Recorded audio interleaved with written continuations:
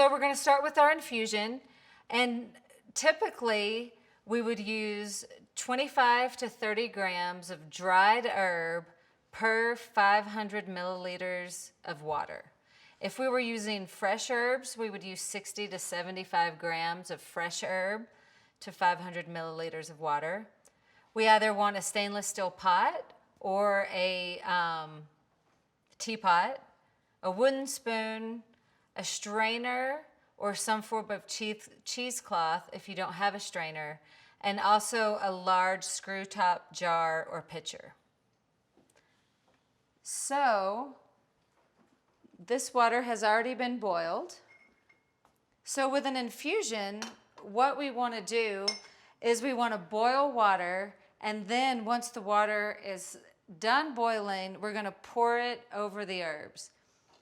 I'm just going to make a simple infusion that we're going to use later for our medicinal syrup.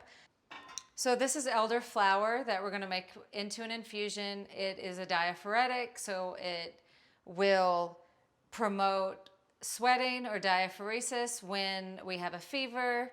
It's really good for colds and flus, very safe for children. This is the main herb that we do use for children when they have a cold. And it's very simple. We just slowly pour the water over the dried herbs. And this is a little stronger than I would normally make it because I do want to make a really strong syrup with this tea later.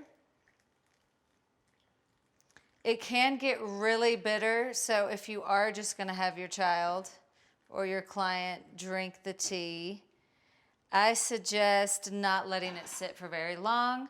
Generally, an infusion you can let sit for up to 20 minutes. For something like this, we're probably only going to let it sit for 5 minutes or so before we empty it out.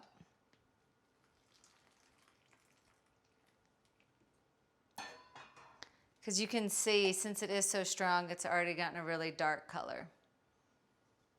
So we'll let that sit for 1 moment.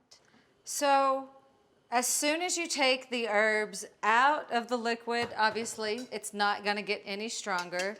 And now we have a nice medicinal tea that we're going to use later for a really delicious syrup for children when they get sick.